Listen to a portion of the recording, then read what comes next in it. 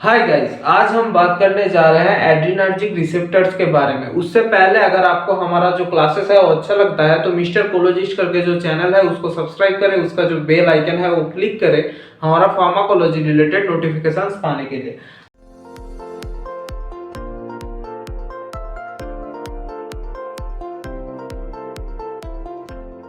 आज हमारा टॉपिक है एड्रीनर्जिक रिसेप्टर्स। अब एड्रीनर्जिक रिसेप्टर्स का मेनली हमारा जो एड्रीनर्जिक रिसेप्टर्स है उसका मेनली दो सब पार्ट होते हैं। एक होता है हमारा अल्फा रिसेप्टर्स, एक होते हैं हमारा बीटा रिसेप्टर्स। अब अल्फा रिसेप्टर्स के अंदर में कौन कौन से सब पार्ट होते हैं? अल्फा रिसेप्टर्स के अंदर में हमारा दोनों सब पार्ट होते हैं, अल्फा 1 और अल्फा 2। और बीटा रिसेप्टर्स के अंदर में हमारा तीन सब पार्ट होते हैं, बीटा 1, बीटा 2 और बीटा 3। ठीक है, अब हम देखने जा रहे हैं कि हमारा जो अल्फा रिसेप्टर्स है, मैंने हाउ टू स्टडी फार्माकोलॉजी के क्लास में क्या बताया था, हमारा जो रिसेप्टर्स है वो कौन कौन से पाथवे फॉलो करते हैं वो हमको देखना पड़ेगा, तो ही हम ट्रीटमेंट अप्रोच पे आ सकेंगे, तो ही हम उसका जो फिजियोलॉजिकल एक्शन है वो जान सकेंगे और ट्रीटमेंट अप्रोच पे आ सकेंगे। तो हमारा जो अल्फा 1 रिसेप्टर्स है वो फॉलो करता है हमारा GQ पाथवे। अब GQ पाथवे जिसको समझ नहीं आ रहा वो हमारा GPCR वाली क्लास जो है वो देख सकते हैं। हमारा GQ फॉलो करता है IP3DAG पाथवे। ठीक है, अब अल्फा 2 रिसेप्टर्स हमारा फॉलो करते हैं GI पाथवे। बीटा 1 रिसेप्टर्स जो है, बीटा 1 हमारा फॉलो करते हैं बीटा का जो भी रिसेप्टर्स है, बीटा का जो भी रिसेप्टर्स है वो हमारा फॉलो करते हैं GS पाथवे। GI पाथवे क्या करता है, हमारा जो CAMP पाथवे है इसको इनहिबिट करता है। और GS क्या करता है, हमारा CAMP और एड्रिनाइल साइक्लेज जो पाथवे है उसको स्टिमुलेट करता है। अब जिसको आपको ये बातें समझ नहीं आ रही है वो आप GPCR वाले क्लास देख सकते हैं। अब हमारा है अल्फा 1 जो रिसेप्टर्स है, अल्फा 1 रिसेप्टर्स हमें देखना पड़ेगा कहाँ कहाँ प्रेजेंट है। अल्फा 1 रिसेप्टर्स हमारा प्रेजेंट है पोस्टेरियर यूरेथ्रा में, प्रेजेंट है हमारा आई पे और प्रेजेंट है हमारा ब्लड वेसल्स पे।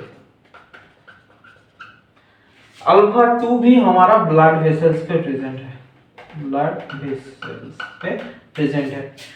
तो हमारा अल्फा 1 कहाँ प्रेजेंट है, पोस्टेरियर यूरेथ्रा में प्रेजेंट है, आई पे प्रेजेंट है और ब्लड वेसल्स पे प्रेजेंट है। हमारा बीटा 1 कहाँ पर प्रेजेंट है, बीटा 1 हमारा प्रेजेंट है हार्ट पे, बीटा 2 हमारा प्रेजेंट है लंग्स पे, GIT पे, ब्रोंकस पे, यहां पर प्रेजेंट है। बीटा 3 हमारा प्रेजेंट है एडिपोज टिश्यू पे। एडिपोज टिश्यू क्या करता है, लाइपोलिसिस। एडिपोज टिश्यू पे हमारा बीटा 3 क्या करता है, लाइपोलाइसिस। लाइपोलाइसिस का मतलब क्या है, लाइपोलाइसिस का मतलब है वो हमारा फैट से ग्लाइकोजन मतलब फैट को नियोग्लूकोजिनेसिस जो रिएक्शन होता है उसको इंक्रीज करता है। लाइपोलिसिस करता है मतलब फैट से हमारा ग्लूकोज का कन्वर्शन करता है। तो ये है हमारा मेनली एड्रिनर्जिक जो रिसेप्टर्स हैं उसका पाथ।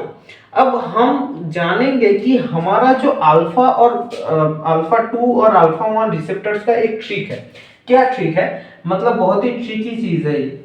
अगर हमारा ये है प्री साइनेप्टिक न्यूरॉन और हमें पता है ये है हमारा पोस्ट साइनेप्टिक न्यूरॉन।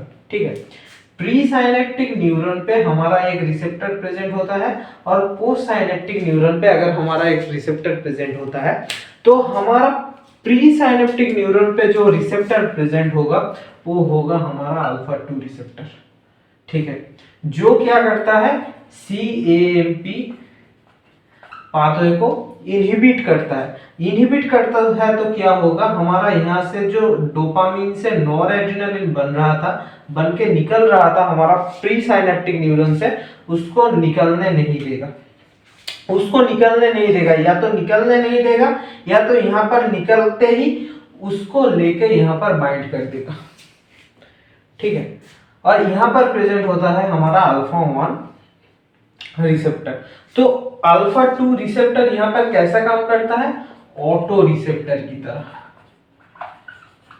अब जिस जिसको ऑटो रिसेप्टर्स वाला कॉन्सेप्ट नहीं पता है वो हमारा को ट्रांसमिशन वाले जो वीडियो है उसको देख सकते हैं, उससे आपको कॉन्सेप्ट क्लियर हो जाएगा।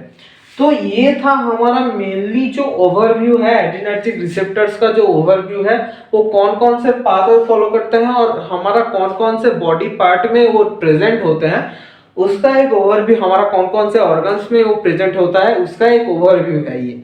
अब फिजियोलॉजिकल एक्शन कैसे दिखाता है, कौन कौन से फिजियोलॉजिकल एक्शन दिखाता है उसके बारे में हम अगले वाले क्लास में डिस्कस करेंगे।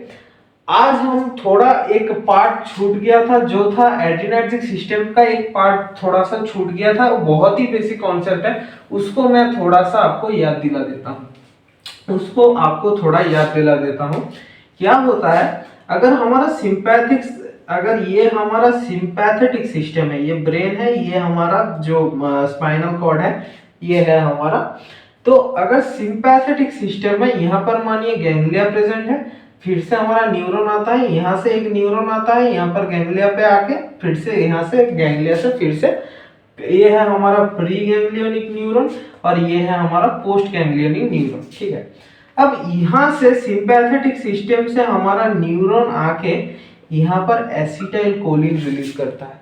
ये एसिटाइल कोलिन कहाँ बाइंड होता है, गैंग्लिया पे हमारा निकोटिनिक रिसेप्टर्स प्रेजेंट है, एन रिसेप्टर्स प्रेजेंट है, इस पे आके बाइंड करता है। ये बाइंड करके ये जो स्टिमुलाई है इसको ले जाके प्री गैंग्लियोनिक मतलब कि पोस्ट गैंग्लियोनिक न्यूरॉन ये स्टिमुलाई ले जाके यहाँ पर नॉरएपिनेफ्रिन को रिलीज करवाता